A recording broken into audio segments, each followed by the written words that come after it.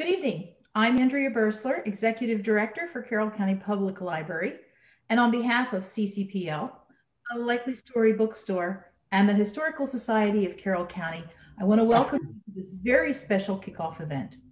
Joining us with a special greeting this evening is the Executive Director of the Historical Society, Steve Jakobovic. Steve, if you'd like to have a few words here. Sure. Greetings from the Historical Society of Carroll County. We are so pleased to be part of the opening event for Book Lovers Week. And we're also happy to be streaming the talk live on our Facebook page. As Andrea will comment on, today's book talk is incredibly timely, and I'm delighted that Larry Tye is here to speak about his well-researched and fascinating book. And I'm honored to have Attorney General Brian Frosh with us today. And I'll put in a pitch for our local bookstores. It's important to support your local independent bookstores, so get your copy of Demagogue from a Likely Story bookstore in Sykesville. And I'll turn it back over to Andrea, and thanks for having us as a partner on this event. Great, thank you, Steve. We do appreciate the work of the Historical Society and are so pleased that you are one of the partners on this evening's event. Steve did mention our Likely Story bookstore, which is our independent bookstore here in Carroll County. If you purchase the book Demagogue from our wonderful partners at Likely Story, let us know if you'd like to have a signed bookplate from this evening's author. That will be included in your book, but only if you get it from a Likely Story bookstore. You can visit them at their store on Main Street in Sykesville. You can visit their website online, or you can order by calling the store. This would have been the 10th anniversary of the library's Day for Book Lovers. Despite the current conditions, we are pleased to be presenting a week-long celebration of books and reading. We have many events scheduled, from hearing about the latest book releases from major publishers like Penguin Random House, Workman, and HarperCollins, to a virtual romance convention and a story time with children's author Anne Marie Stevens. You can find a full list of events on our Facebook page and our website, library.carr.org. Tonight's event is streaming across 8 Facebook pages and will be available tomorrow on the library's YouTube page, where we archive all of our live events. Please use the chat to write any questions or comments, and we will get to as many of them as we can at the end of tonight's presentation. Larry Tye is a New York Times bestselling author and an award-winning journalist known for his biographies of notable Americans, including Edward Bernays, Satchel Paige, Robert F. Kennedy, and Joseph McCarthy. He graduated from Brown University and was a Nieman Fellow at Harvard University. He has taught journalism at Boston University, Northeastern, and Tufts. We are delighted that our author will be interviewed by Brian E. Frosh, Attorney General for the state of Maryland. He has also served 5 terms in the Maryland State Senate, representing Maryland's District 16 from Montgomery County. Prior to serving in the Senate, Frosh also represented District 16 in the Maryland House of Delegates, serving 2 4-year terms. Attorney General Frosh received a BA degree from Wesleyan University and a JD degree from the Columbia University School of Law. He is a member of both the Maryland and DC Bar. Please join me from your homes in giving a hearty Carroll County welcome to Larry and Brian. Thank you, gentlemen. Thank you. So, Andrea, that was a generous introduction. And what you should be asking, anybody who's listening tonight should be asking, is why the world needed the 101st biography of Joe McCarthy and of his Red Scare. And I want to, before we get into our discussion tonight, just say a couple things on why I wrote the 101st biography.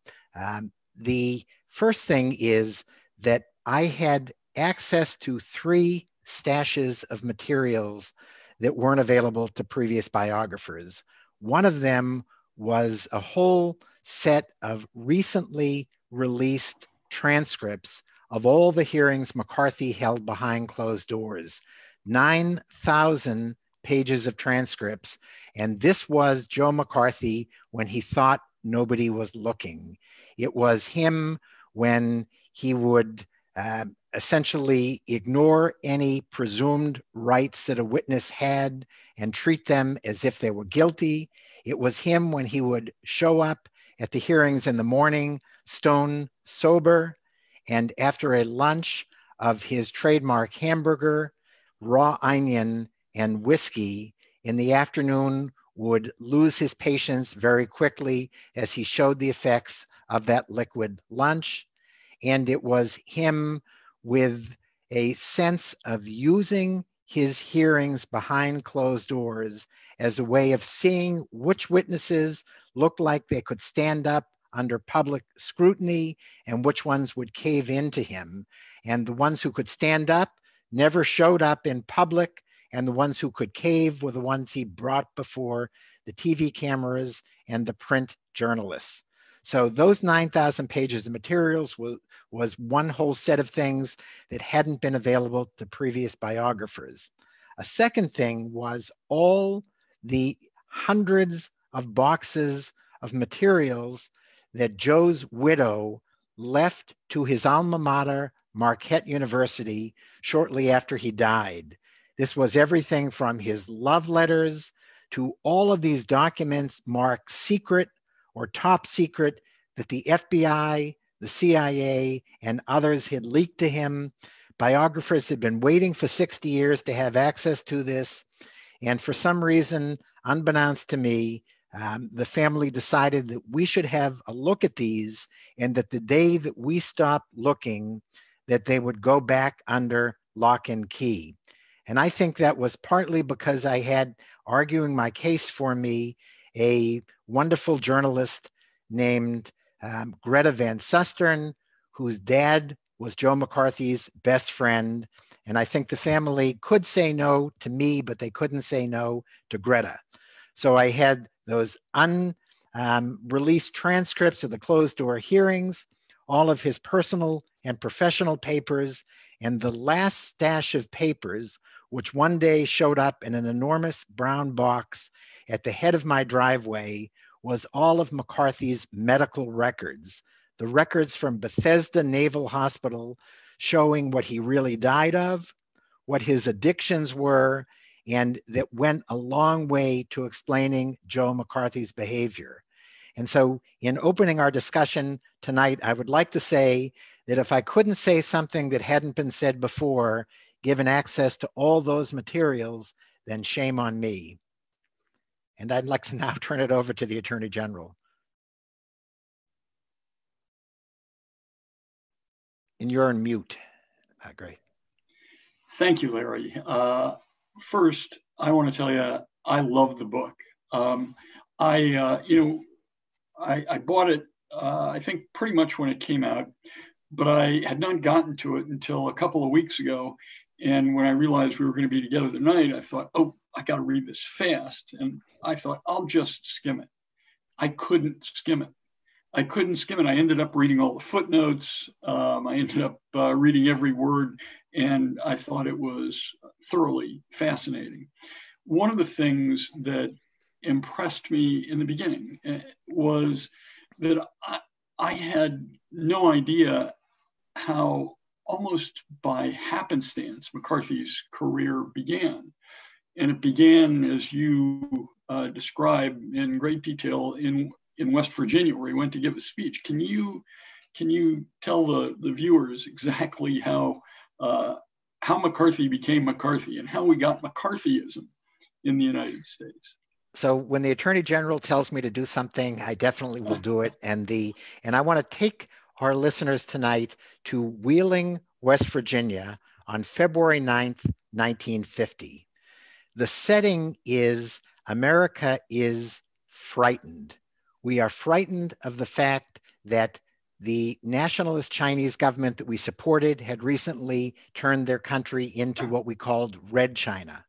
We were frightened because the atomic spies, Julius and Ethel Rosenberg, had recently been arrested and tried and sentenced to death.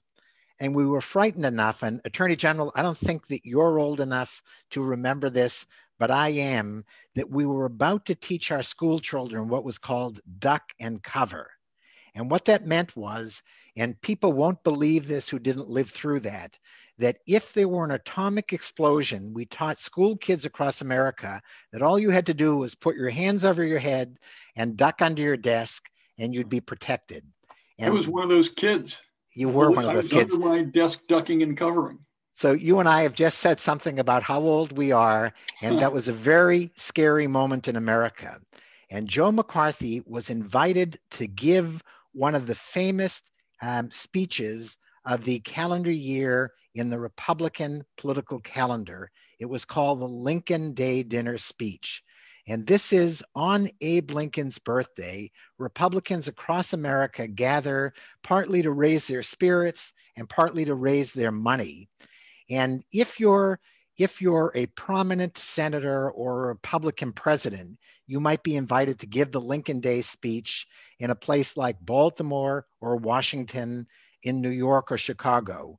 If you're Joe McCarthy, a backbencher who looked like you were destined to be a one-term senator, you got invited to a place like Wheeling, West Virginia. And he shows up there that night with an enormous briefcase. And in his briefcase, he has two speeches. One is a snoozer of a speech on national housing policy, which is something he actually knew a bit about. And Attorney General, had he given that speech that night, you and I wouldn't be here 70 years later talking about Joe McCarthy. But instead, he reaches in for that second speech in his briefcase, and he holds up in his hand a set of papers and says, I have in my hand a list of 205 spies in our own US State Department. They are Soviet moles, they are dangerous, and I am going to call on President Truman to expose these spies. Now, what he had in his hand that night, we're not sure. It could have been his grocery list. It could have been just about anything except the list of 205 spies. Because if there were 205 spies at the State Department, Joe McCarthy sure didn't know about it. And his numbers in the next couple days changed. Sometimes it was 205, sometimes 207.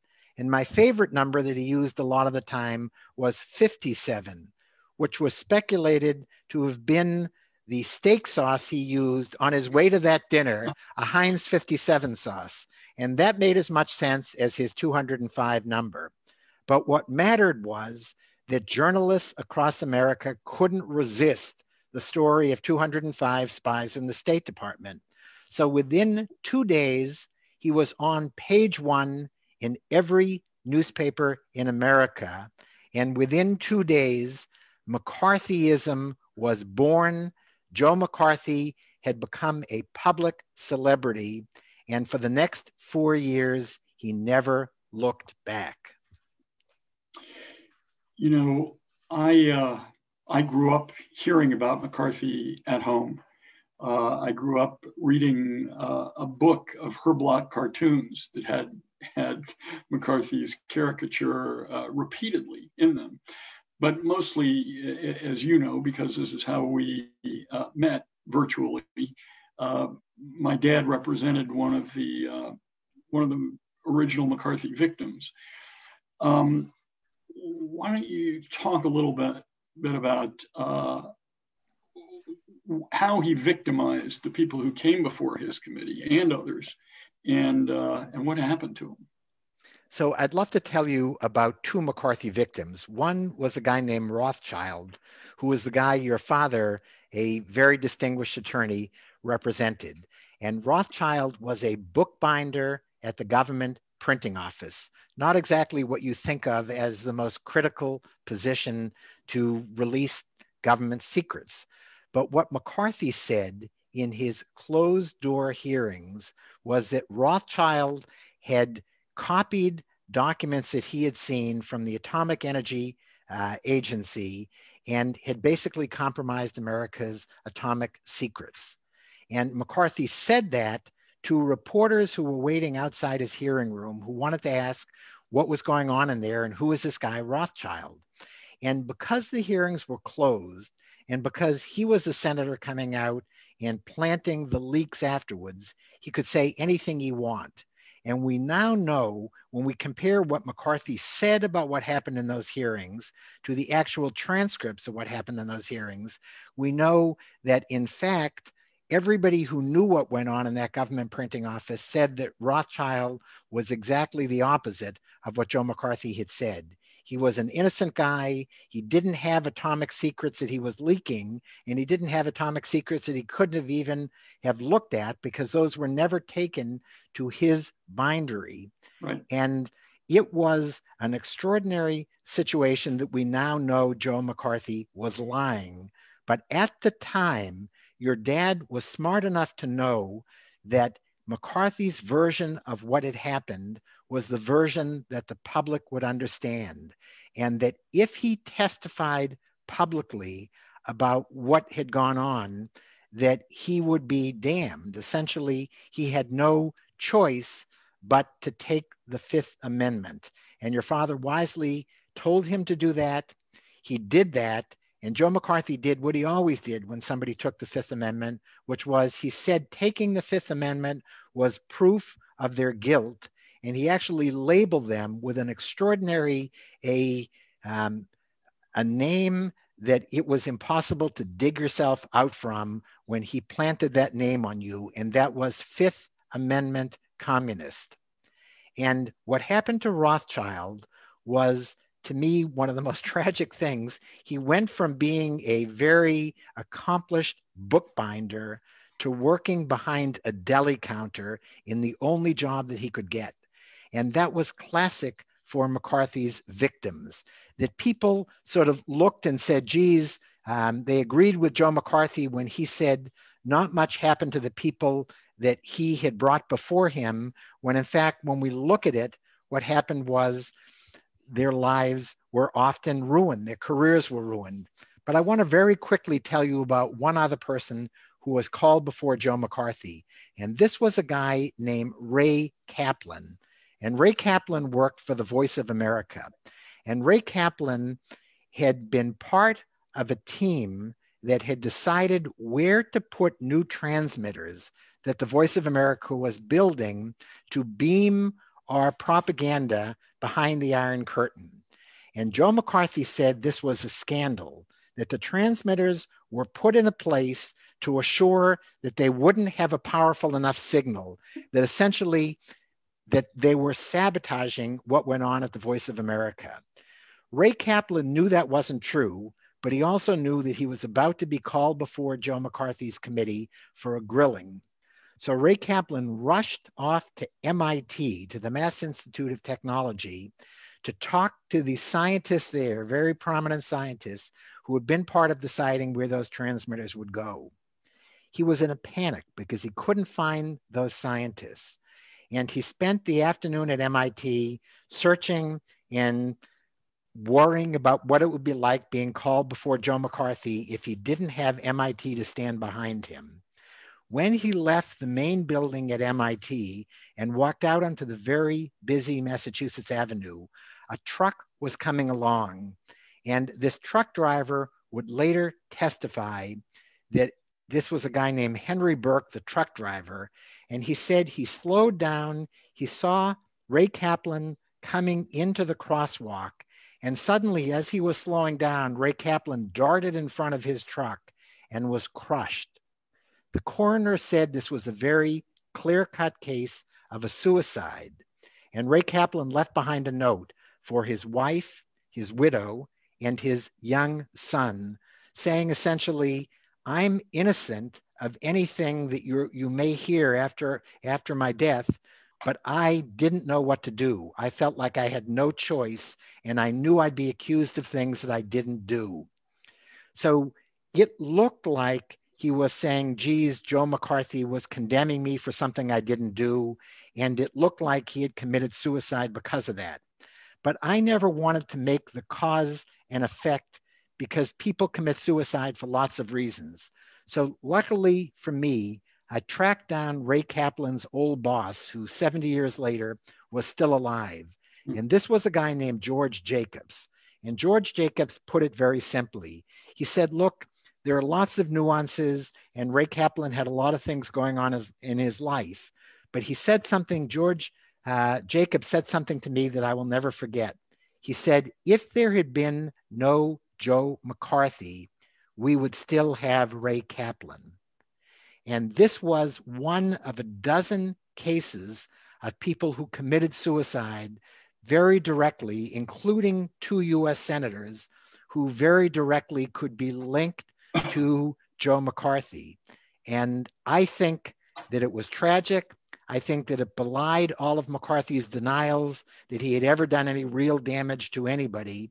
And I think that your father, if he were here today, would probably have lots more stories to tell us about what happened to Joe McCarthy's victims.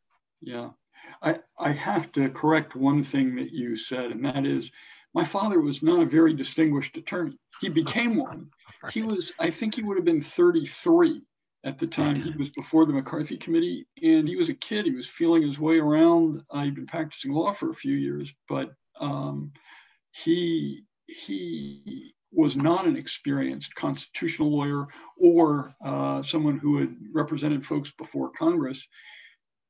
This guy needed a lawyer pro bono, and I think my father was the one guy that he found who was willing to do it. So can I change my adjective? Instead of distinguished, who at that point you know much better than me, he may not have been distinguished, I would change the adjective to courageous, because he may have been only 33 and he may have been doing it pro bono because he needed some work, but he was smart enough to know that when you went up against Joe McCarthy, that was not a way to launch a legal career in Washington. Yeah, that's absolutely right. And in fact, it held him back tremendously. He was shunned by the Maryland bar. He was a member of the Montgomery County bar. He would go to their monthly lunches and nobody would sit next to him. If he'd sat down at a table, everybody got up and left. I mean, it was a real burden for many years, but he recognized who McCarthy was and who his client was, and he was willing to step forward. So obviously I love him, but I thought he was pretty impressive. Can I add one more victim? Since we're talking via Sykesville tonight, I want to add one Marylander to the role of McCarthy's victims, and that was a very distinguished, very powerful U.S. senator named Millard Tydings, who was the first senator to stand up and call Joe McCarthy the fraud and the hoax that he was. And for his efforts, he watched McCarthy come into Maryland, recruit, and excuse me if anybody is connected to this guy, but recruit a know-nothing Republican to run against him, using the money that McCarthy brought in and the bag of dirty tricks. McCarthy beat Millard Tydings, and it was a devastating loss, not just for Tydings, but I think for the state of Maryland. And that sent that message to all the other members of the US Senate then: you take on Joe McCarthy at your own risk.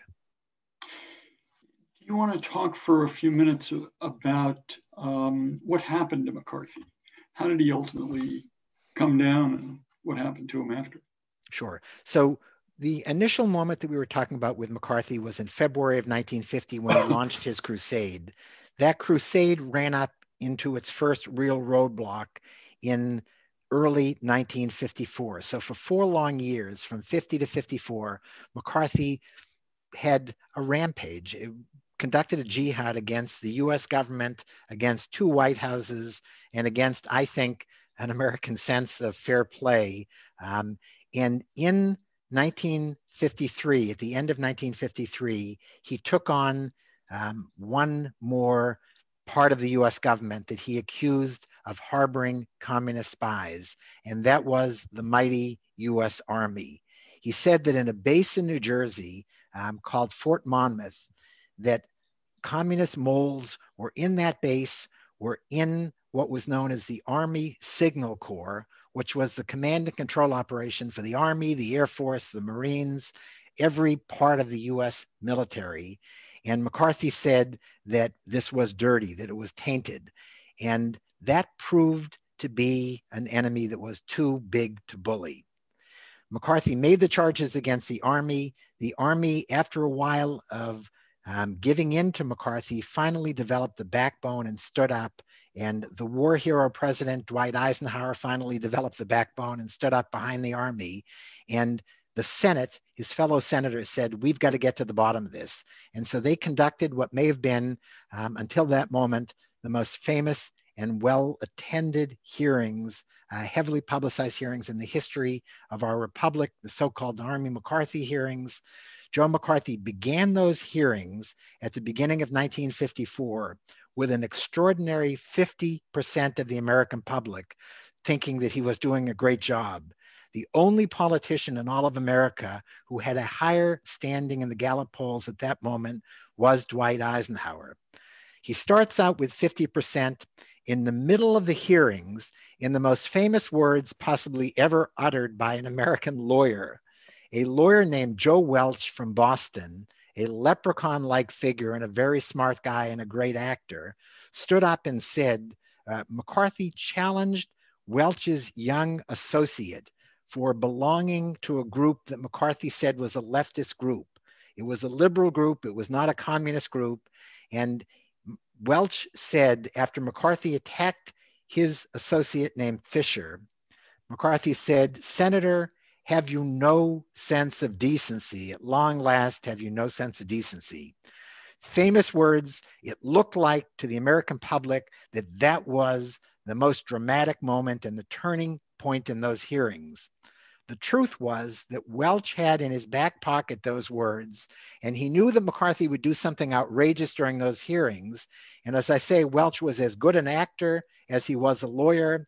He uttered those words, but what I think turned it around for Joe McCarthy was not Welch's famous words. It was that by that moment, when Welch said that during the hearings, all of America had been watching Joe McCarthy night after night, and they were wondering the same thing.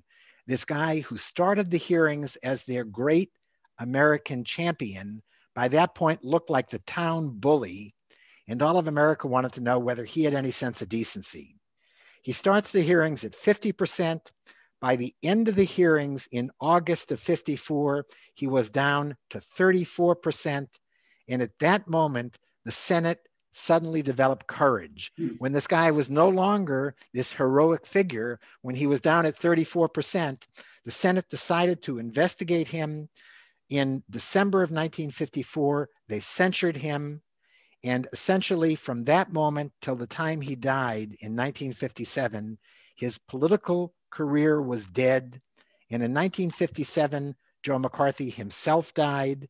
He died not of what the coroner told us, which was that he died of acute hepatitis. He died of what his Bethesda naval records show was alcoholism. He had been drinking heavily all his life. After his censure, he became an out-and-out drunk, drinking the equivalent of about a fifth of whiskey a day. And by 1957, he died having suffered really horrible DTs at the end of his life. He developed 107-degree temperature, and he died of what was a very clear-cut cause and a tragic one. Only alcoholism then, as now, is stigmatized enough that we were never told what he really died of. You know, you talk about this as to individuals throughout the book, but could you give some examples of the reactions that his colleagues in the Senate have? Most were terrified to pop their heads up, and a couple did. But at first, it took a long time before it had any effect. It did. So the Democrats watched what had happened to Maryland Senator Tidings, and LBJ, the Democratic minority leader in the Senate, famously said, "Stay down, keep your heads down. We're going to let the Republicans, he's a Republican nightmare, and we're going to let them take him on." And that's the only point where we will start coming out against Joe McCarthy again, because we've lost too many senators to him. And the Republicans, under a minority leader who is, I think, has a lot in common with today's Senate minority leader, clearly knew this was a guy from Ohio, a very distinguished senator named Robert Taft. And Taft was telling his friends, this Joe McCarthy is going to do us in someday. He is irresponsible in his charges. He can't back them up. That was what Taft was telling his friends. What he was telling the public and his fellow senators was, we have too narrow a margin in the Senate. We're not going to give up one of our own. Let's back up McCarthy. If one charge doesn't pan out, let him look for another one. And these were consummate enablers. So his fellow senators were enablers. The Texas oil tycoons who were feeding him money were enablers. The enabler in chief was a president named Dwight Eisenhower, who from the day he took office at the beginning of 1953, Dwight Eisenhower's brother Milton was whispering in the president's ear, saying, "Take down the bully." And Eisenhower instead said, "No, we're going to wait for the bully to take himself down." Now that was, if you were an army general, that might have made sense as a strategy. If you were the president and you were watching people's lives and careers being ruined, I think it was shameful what Eisenhower did. But I've got to say that the ultimate enabler was all of us. It was the American public, the people in Wisconsin who overwhelmingly elected Joe McCarthy twice, and the American public who said that 50% of us thought he was just doing a brilliant job. And I think that we should look as a profile in whatever the lack of courage is, how the American political establishment and the public treated Joe McCarthy for those 4 long years. Yeah. The parallels to today are pretty obvious, but give us your perspective on the differences or the similarities between our current leader and Joe McCarthy. Sure. So I want to say that that what I'm about to say about parallels is not only because I wrote a book on Joe McCarthy and we're trying tonight to talk about and maybe even sell a couple copies of the book. There was in fact a flesh and blood through line from Joe McCarthy to our 45th president. And that was an arrogant and brilliant young lawyer from New York named Roy Marcus Cohn. And Roy Cohn was Joe McCarthy's chief of staff and chief counsel of his subcommittee and was Joe McCarthy's protege. And that was in 1953. Flash forward 50 years later, and Roy Cohn had become Donald Trump's tutor, actually going back to the 1980s when Donald Trump was entering the cutthroat world of New York real estate. Fred Trump and Donald Trump needed a tutor to get young Donald prepared for this new life of his. They brought in an aging Roy Cohn. Roy Cohn passed on to Joe McCarthy every lesson that he had learned at McCarthy's knee, and Donald Trump proved to be Joe McCarthy and Roy Cohn's best student. And I want to give you just a couple examples of where I see parallels. And it doesn't matter what your politics are. These are things that I think if he were being candid, Donald Trump would proudly say, I love it. Donald Trump already says every time he gets into trouble, I wish I had a Roy Cohn at my side. And what I think he's really saying is, I wish I had not my mentor, but my mentor's mentor, Joe McCarthy, at my side. In lieu of solutions, demagogues like McCarthy and Trump point fingers. When they're attacked, they aim a wrecking ball at their assailants. When one charge against a manufactured enemy is exposed as hollow, and whether that charge is communists in the State Department or refugees pouring across the border, when one charge is shown to be hollow, they lob very quickly a fresh bombshell. And when they can't charm the newsmen and newswomen, which both McCarthy and Trump did, and that helped launch their careers, but when they can't charm them, they attack them. And I think that the playbook that Joe McCarthy developed in the 1950s is the playbook that we are seeing play out day after day in the tweets that come from the White House and in the policies that come from the White House today. You know, it struck me when I was reading the book that McCarthy seemed actually to have friends, people who really cared about him and whom he cared about until he descended into alcoholism and was incapable of doing anything for anybody. But that seems to distinguish him from Donald Trump, at least to me.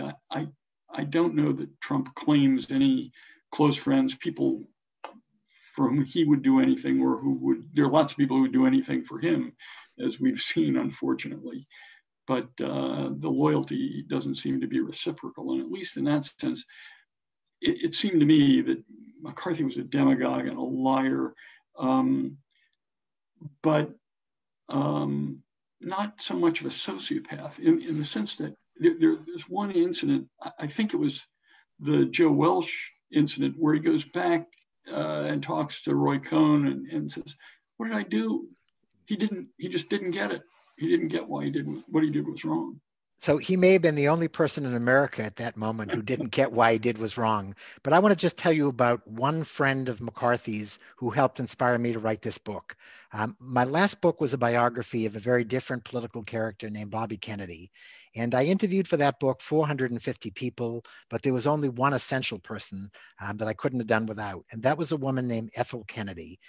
Bobby's widow, and at the time Bobby died, the polls told us that she was the most popular woman in America. Wow. And when I interviewed Ethel Kennedy, she said, Joe McCarthy might have been a monster to much of America, but to Bobby and me, he was just plain good fun. Now, there are a lot of words I associate with Joe McCarthy, but plain good fun aren't among them. And I thought there's got to be another side, a charming side to this guy that I don't understand.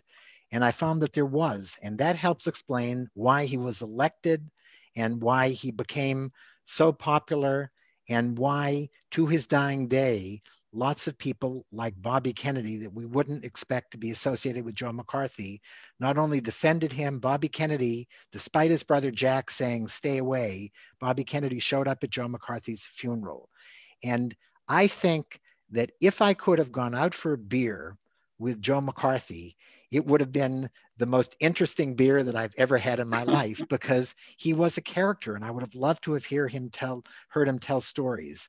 And I think that Joe McCarthy didn't quite understand the damage that he was doing to people, because he would take witnesses like your father's client, the Rothschilds, and after he grilled them and seemingly destroyed them during the day, he would invite them out for a drink at night. And this was Joe McCarthy, who was the college boxer. And he thought that what he was doing was like a game. And you shook hands at the beginning of a boxing match, you went out and punched hard, and at the end of the match, you could shake hands again and go out and have a beer with somebody. And to him, it was all a game. And that is both the charm of the guy and the tragedy of the guy, that he didn't understand those lives that he was not just ruining, but in some cases actually ending. Yeah. One other contrast is that during World War II, McCarthy enlisted in the Marines. I think he was some local official, and then he enlisted in the Marines. And well, there were, you tell how the stories after his death were that he wasn't really flying on missions. He called himself Tail Gunner Joe. It turns out he was volunteering for missions that he had no business being on. So that's exactly true. He was, everybody thought that Tail Gunner Joe, which was his moniker for himself when he first won his Senate seat, Tail Gunner Joe became a characterization of him, a slur, and people joked and said, he's Tail Gunner Joe, but he never really went up in a plane and never put himself at risk. The truth was that we can see from those closed door records, his personal and professional records at Marquette University, they included his real-time handwritten diary and notes from his buddies who were his squad mates in the South Pacific.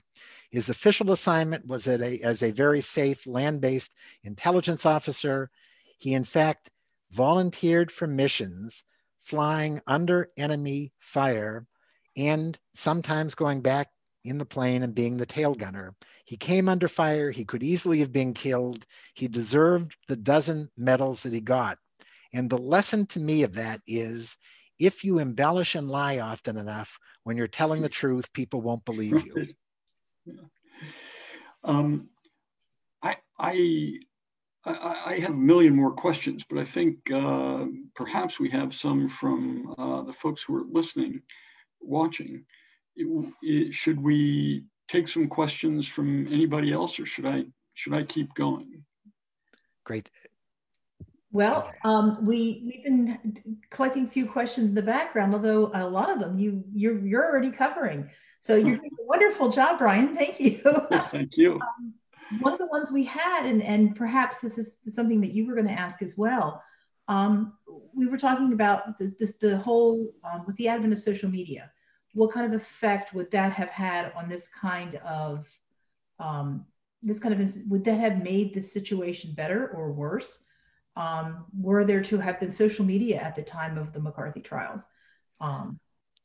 So I think that's a great question. And I think Joe McCarthy was a master at manipulating the media of his moment. And that included the new medium of television. It certainly included radio. And he knew how to play reporters from the print media brilliantly. I think that Donald Trump has shown that he's a master of the medium of his moment, which is Twitter, which is supermarket tabloids, which is any media that's out there. I think the lesson of the demagogue is that you instinctively get how to play the press and exploit public opinion. And McCarthy would have done it brilliantly, I'm convinced, in the era of social media. But I want to just take us back for 1 minute to that moment that we talked about in Wheeling, West Virginia, when he launched his crusade.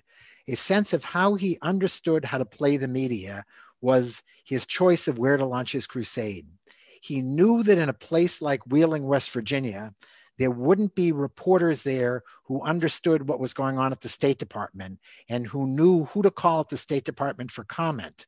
And he knew, and he was right, that the only reporters covering him that day would be the local radio station, the Wheeling Intelligencer, and the local AP out in West Virginia. So the perfect naive press corps to plant his story. And he also understood that if he delivered his speech at night at a dinner meeting, even if they knew who to call, there wouldn't be time before the deadline, which was 5 minutes after the dinner got over, for the reporters to call and get response. So McCarthy's perfect story was one leaked at deadline when he made page 1 the next day, and the response was on page 24 the following day. He knew how to play the press, and he would have done it no matter what the medium was. That's great. Thank you. It's just such an interesting, to transpose history from one part to the other. We were also wondering, what did you learn in all of this that surprised you the most? That was one of the questions. Sure. So what surprised me the most was that Joe McCarthy occasionally told the truth, as we talked about in terms of what he had done during World War II. What surprised me was that if he looked better in some things, like his war record, as bad as he was, and Joe McCarthy, I grew up thinking that Joe McCarthy was as malevolent a character as there ever was in American history. And while I said in some ways he looked better, in more ways than I can imagine or that I could have ever imagined, he looked even more sinister than we thought he was. He was more snarling. He was more disregarding of any sense of proper criminal procedure.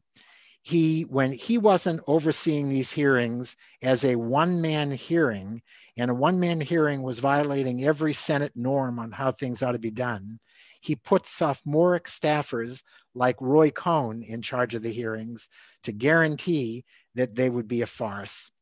But maybe the most surprising thing to me was I used Joe McCarthy as the archetype that I thought he was of demagogues throughout American history. And what was surprising and encouraging to me, the story about a malevolent character like Joe McCarthy is, in fact, in my mind, a good news story.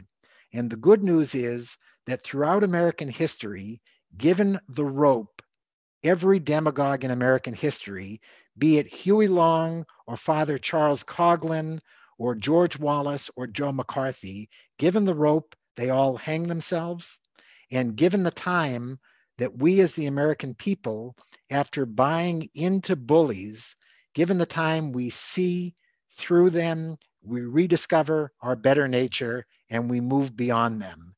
And I think at a moment when we need some good news, Joe McCarthy is in fact a good news story. That's a great response. Thank you. I am going down through some of the questions we're getting from our audiences as well. One of them wanted to know if you had any new insights or anything new about Bobby Kennedy in your research with Joe McCarthy. So I did. So I'd love to, if I could, take our listeners and viewers to one quick event that I think says a whole lot about who Bobby Kennedy was through his relationship to Joe McCarthy. And this is in 1957 when Joe McCarthy has died and is being buried in Appleton, Wisconsin. And an enormous plane flies from Washington to the nearest airport in Green Bay. And pouring out of this plane like some Monty Python skit are a dozen US senators and an equal number of Congress people, all Republicans, mainly conservatives, and they pour out of the plane. And just at the moment when all the limousines have headed off to Appleton and the funeral, and at the moment when the doors are about to be shut on that plane, one last solitary figure walks out. And that's a young congressional staffer named Bobby Kennedy. He walks out and there are no more limousines and no more taxis. And he bums a ride from that airport to the funeral with a reporter from the Milwaukee Journal. When he gets to the church, he sits up in the choir loft where nobody can see him. When he gets to the graveyard service and all the dignitaries are over here, Bobby Kennedy goes over here where nobody can see him. After the funeral, when all the reporters there are taking down the names of every dignitary who was at that funeral, Bobby Kennedy goes up to them and says, "You're going to get me in trouble with my big brother Jack," who of course by 1957 was plotting his run for the White House. He said, "Can you please leave my name out of those stories?" And they all left his name out of the story. And luckily for me, 50 years later, when I'm writing about this, the reporter who had given him a ride from the airport to the church was still alive and was feeling so guilty for having left Bobby Kennedy's name out of his story that he told me what Bobby did at the funeral. And what I think that said about Bobby Kennedy was the two sides of who this young guy was. One side was that he was loyal to his brother Jack, which is why he wanted to keep it quiet that he was at the funeral. But the other was that he was loyal to his pal Joe McCarthy. And Joe McCarthy might have been anathema by then to much of America, but to Bobby Kennedy, he was the guy who had given Bobby a job when he was just graduating from law school. And Bobby remained loyal to him for the rest of his life. And I think that was the good and bad of Bobby Kennedy. And some Democrats, including Eleanor Roosevelt, never forgave Bobby and Jack Kennedy for their support of Joe McCarthy. That's a really interesting insight, and not one you would have known except for these new papers that you got to read, which were great. We have one last question. Why do you think that this history, the McCarthy history, is not covered in schools today? The person asking the question says that their children really have no knowledge of this era at all. So I would disagree a little bit. I think it is covered, and McCarthy and McCarthyism are covered, but in a caricatured kind of way, with no sense that this is not just a lesson of history, but that it's a lesson of today, and with no sense that Joe McCarthy is a nuanced character. He is seen as entirely a dark character. And I think to understand who he is, we have to understand the good and the bad of him. And we have to understand that it was not just Joe McCarthy, but I never believe that any author should ever read anything from their book. But I want to read you just the first line of my book. And the first line is, "This is a story about America's love affair with bullies." And I think that's what Joe McCarthy's story is. He was, as I say, the archetypal demagogue or bully, and it's not just him. He embodied all the ones who came before, and he set the playbook for all the ones who came after. And I think that is the story that we ought to be telling our kids in school, because as we have seen, we are not immune from demagoguery even today. Thank you very much. That's all the questions we have from our audience that we have time for, actually. I do want to thank Larry and Brian very much for a wonderful evening. Larry, this is a great book, and really appreciate the in-depth research and the time that it's obvious that you spent making sure that this book portrays this period in history, which is not, and you said there's 101 biographies, but it's not portrayed in this depth anywhere else. So thank you so much for that. And Brian, we do appreciate your questions. This has been a great conversation to hear the two of you talk about this era, which really was transformational to America in so many ways, and so few people know this much about it. Thanks very much, Andrea. I really enjoyed it. I appreciate the opportunity. Love the book, Larry. Thanks a million. And it's a pleasure being with you. I just want to say that that Brian is doing his father proud in everything he's doing as Attorney General, and he is as courageous as his dad was back in the 50s. So thank you. Thank you. And I want to thank all of you for joining us this evening. Remember, again, if you want to purchase a copy of Larry's book, you can do so from our wonderful partners at A Likely Story bookstore, online at their store in Sykesville, or give them a phone call. And you'll get your signed book plate to go along with that. I also want to thank our friends at the Carroll County Historical Society for being our partners. And Larry and Brian, thank you for sharing a wonderful evening with all of us here in Carroll County. Thank you. Thank you. It was fun. Thanks.